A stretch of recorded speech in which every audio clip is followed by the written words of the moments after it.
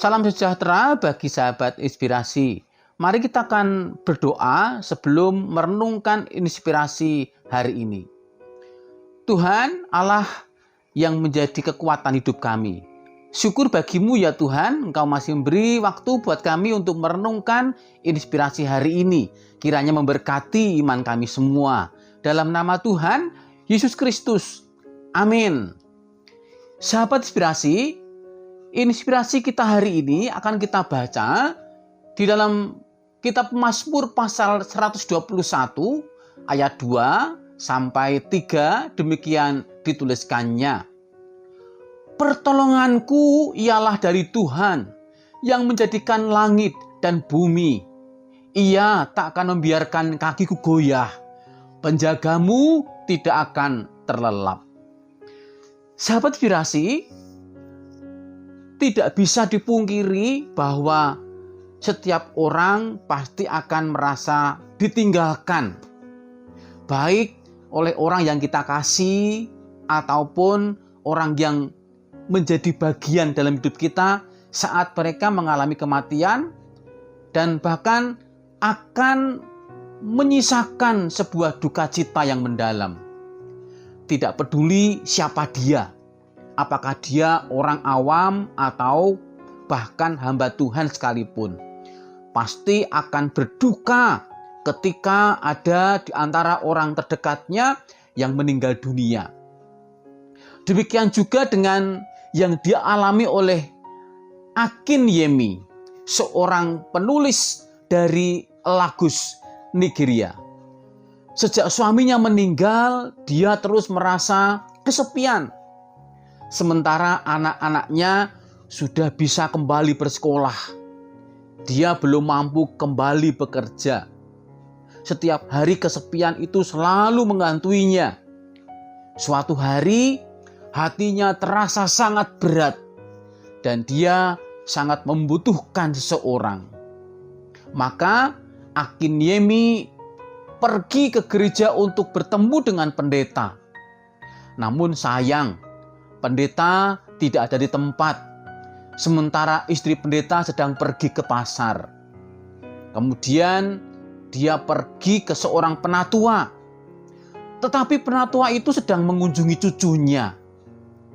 Lalu dia pergi ke rekan doanya, namun rekannya itu pun sedang istirahat. Maka yang terjadi adalah rasa putus asa pun mengantarnya meninggalkan rumah rekannya itu. Dia termenung dan termangu, dan hanya itu yang dia lakukan hingga sore hari.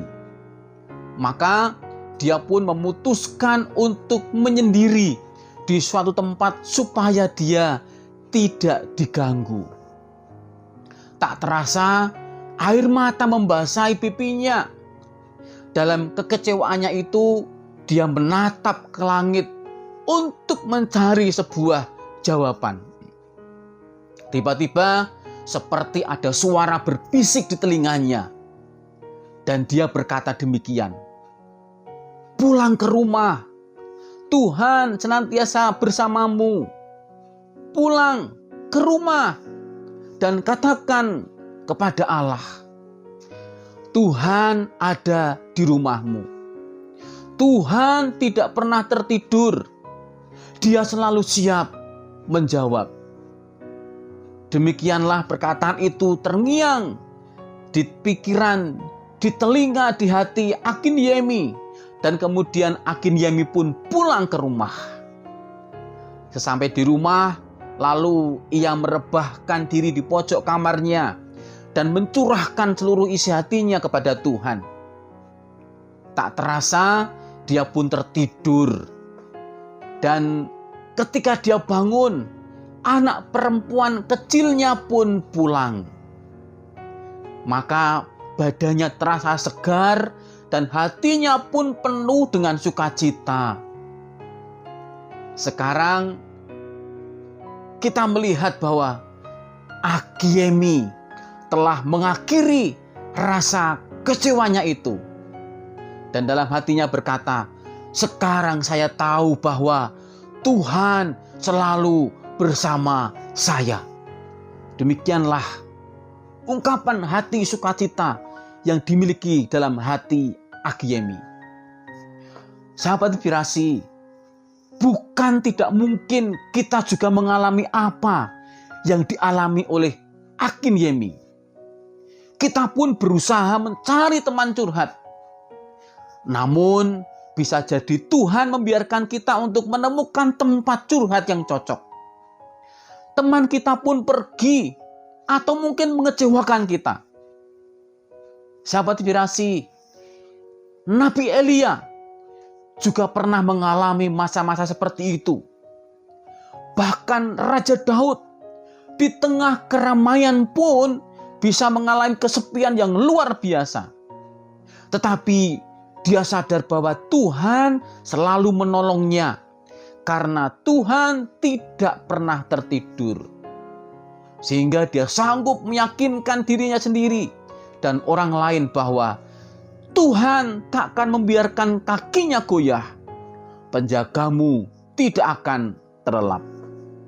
Nah, sahabat inspirasi, tidak ada alasan bagi kita untuk tidak mempercayai Tuhan.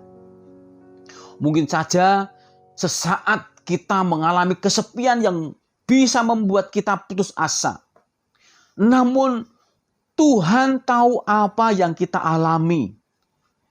Dia tetap terjaga dan melihat kita. Curhat kepada teman memang tidak salah. Tetapi jauhkan diri kita dari ketergantungan kepada manusia. Namun curhatlah hanya kepada Tuhan. Nyatakan segala pergumulan kita kepadanya. Sesuai janjinya bahwa Allah akan memberikan kelegaan kepada kita.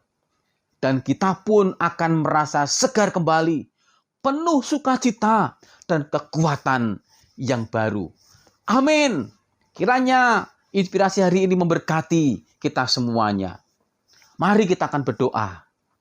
Tuhan, hati kami bersyukur bahwa Engkaulah sebetulnya kekuatan kami yang sesungguhnya. Mampukan kami ya Tuhan untuk selalu berharap dan berseru memberi hati untuk Engkau selamanya. Berkati semua sahabat inspirasi hari ini ya Tuhan. Dan kami ingin percaya bahwa mujizat-Mu itu selalu terbaik untuk kami semuanya. Dalam nama Tuhan Yesus Kristus kami berdoa dan mengucap syukur. Amin. Tetap semangat dan Tuhan memberkati kita semua. Tak usah ku takut.